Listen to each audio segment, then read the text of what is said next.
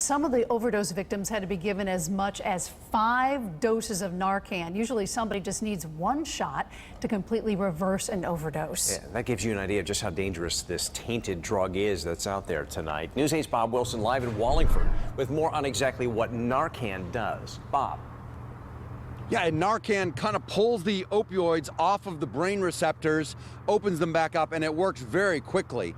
However, you got to make sure to call 911 first because, as you heard, sometimes you have to give 2, 3, 4, 5 doses before it can really kick in, and you got to get the emergency personnel right on it right away. Now, here's some tips, 8 tips for you if you're at risk for heroin overdoses. Here's some things you can do to avoid it, and it's pretty tricky. According to the state health department, using too much, this especially goes into account for people who are using it and then stop using it, go back into using it again, and then go back to the regular doses. It's very easy to overdose. Using alone is a bad idea.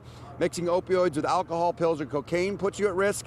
If you have other health issues, it can compound it, like if you have HIV or hepatitis, kidney, heart disease, those kinds of things.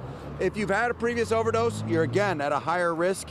If you have the mode of operation or the way you administer it, whether you sniff it, inject it, that can also put you at a higher risk. Also, they're saying your age can also put you at a higher risk, and best thing is to have that Narcan on hand, especially if you're friends of a user. Absolutely, Narcan could work. You might need a higher dose.